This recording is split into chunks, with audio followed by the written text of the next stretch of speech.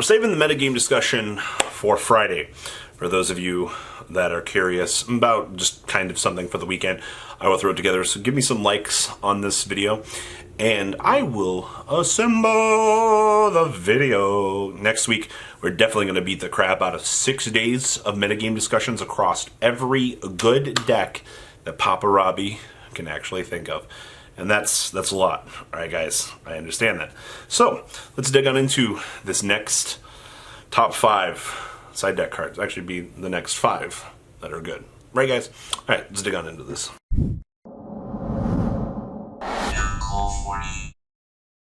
So if you're like me and you don't want to spend all your money on Yu-Gi-Oh, you might be looking to some alternatives. And those alternatives are great. They're cheap. First one on this list is our boy DD Crow. DD Crow definitely got a lot of support from the YCS this week. And it's actually kind of crazy because this card is so cheap right now. You should be able to grab a common printing of it for 50 cents, depending on what you're trying to do.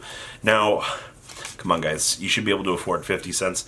I know that's a lot of money to some people, and I get it. But you might be able to ask your friends for some crows for free. But that's not what we're going for here. This is on top tier status at the moment, and they are very cheap and available to everybody in the community. Once again, I'm going to throw this up to the, it depends on what you're playing, if DD Crow will be an option for you.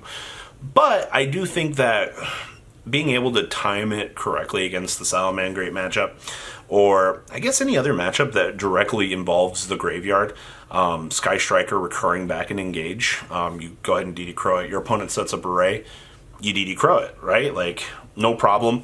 It makes your overall matchup just all the easier. Actually, yeah, for Sky Striker and that. Maybe so much not for Altergeist. I mean, Altergeist isn't a real deck anymore, but I guess in terms of being able to spot removal anything that has to do with the graveyard, that targets any sort of interaction that the graveyard might set up, yeah, DD Crow is your guy. Also, it's a wing beast, so if you're playing Blackwings, you guys know who I'm talking about out there, then you have another Icarus attack target. I know this isn't, 2011 anymore, and it's very fragile to say that, but, yeah, it is still extremely good.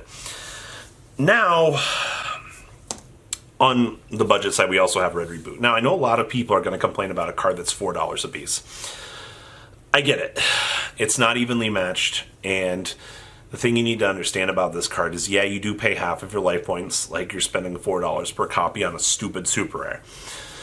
This card does allow you to win the game, though, and I understand that if you're probably a budget Pendulum player, or, I mean, you got the deck when it was budget, or you're trying to play Dinosaur, those would probably be the 2 big budget decks I would do. So if you play against Altergeist or other things like that, then I guess even Stun.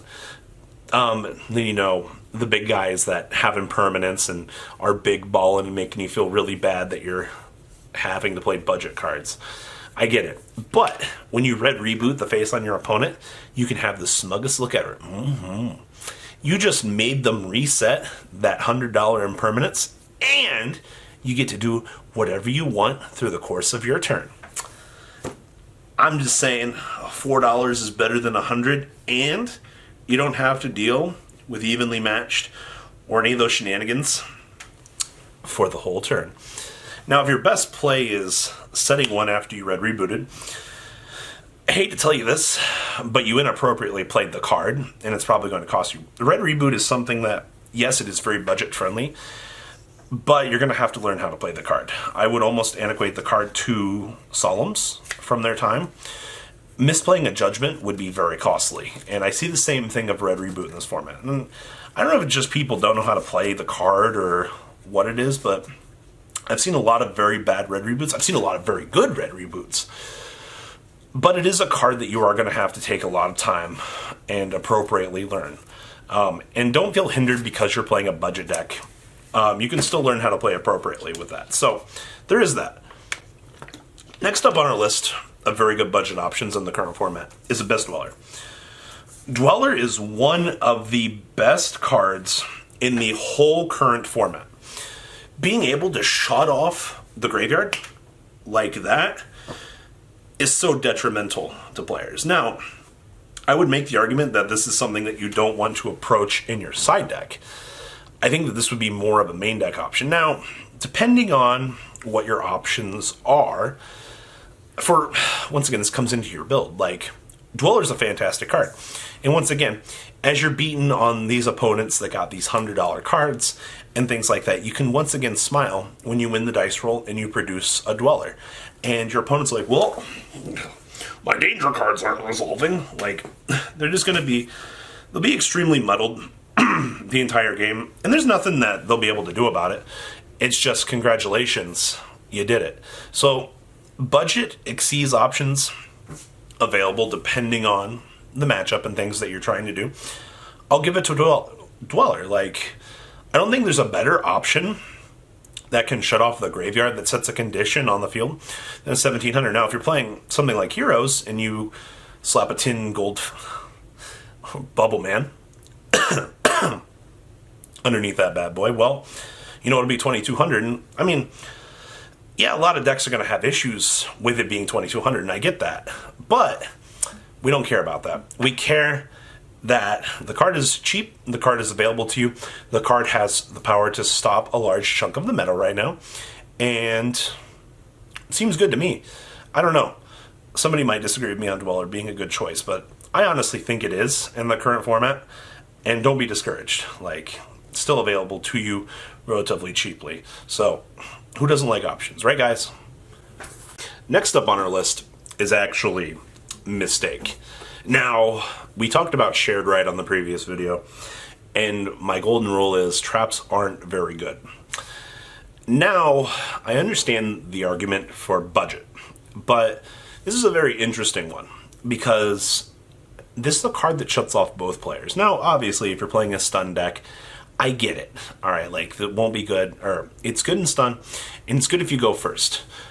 But on the downside, if you're not going first, you're going to have a really bad time with this, because your opponent's still going to unload their hand and do things. Now, this is a budget option.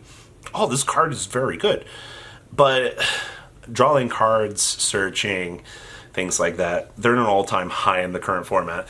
And I can understand why playing Mistake might not be for everybody.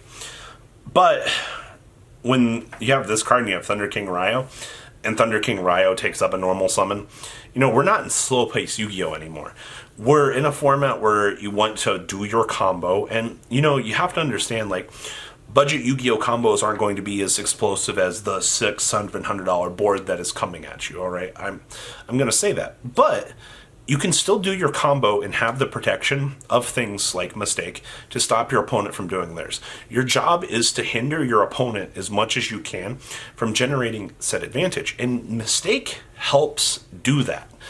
And it is a fantastic budget side deck option because, you know, you don't even have to main deck it. You go first, you do your thing, you lose, cool. Going into game 3, you're like, cool, I'm going first, I'm going to bring in my mistakes, you know, hard draw it, do my thing, pass. Like, if you end on a conductor and something, or if you end on like a Dynamist board with a set mistake with the trap going face up, you did it. Like, you did everything that your deck needed to do. And then last on this list is actually Lava Golem. Now, I know a lot of people, Sphere modes at $10 a piece right now is not looking appetizing. It's not looking good to me either. Alright, like, I don't even want to spend $10 on that card. And I think it's ridiculous. Now, Lava Golem does give your opponent a 3,000 body. And it's kind of your risk. It's risk versus return. So you take up your normal summon, you tribute 2 of your opponent's monsters, you give them Lava Golem. The downside is they have a 3,000 beat stick to run your route. Now, the good news with this is with new time procedures, you actually get a little bit more. Okay, so for $10, you can take up your normal summon, tribute 3 of your opponent's monsters, and give them a ball with 0 attack. Or you can have, what is it, $2? Tribute 2 of their monsters, give them a 3,000 beat stick, and watch them take 1,000 life points on their standby phase. Great, right? Like, I mean, what's your opponent going to do? Stall in draw phase? Like, it's not going to happen. But I do think for the most part, that Lava Golem might be better for budget players than Sphere Mode. This is another question you're going to have to ask yourself. What's going on in my locals? Do I not care about taking up my normal summon? Can my deck function without that normal? Things like this. These are things you need to ask yourself about approaching Lava Golem. But with the prices the way they are on Kaijus, I mean, Santa Claus is probably an alternative too, for the most part. But with the way things are going at the moment, come on, guys. Like, Yu-Gi-Oh is not cheap. I'm going to say that. So, these are the 5 that I think are a little bit more on the back burner. But they are very interesting choices, and they are available to players wanting to play the game at the moment much cheaper. Guys, do you agree with me? Do you disagree? Please, leave a comment down below. Tell me what you guys think. And well, guys, I'm out. Peace. The ride never, well, truly ends. Thank you, patrons. Without you guys, I don't know what I'd be wearing in these videos. I might be a Truffle Shuffle incident all over again. Guys, please also check out Vanquil40 for some awesome Vanguard content. Some other interesting stuff you might find up here on the left or in the description as well. Thanks for watching.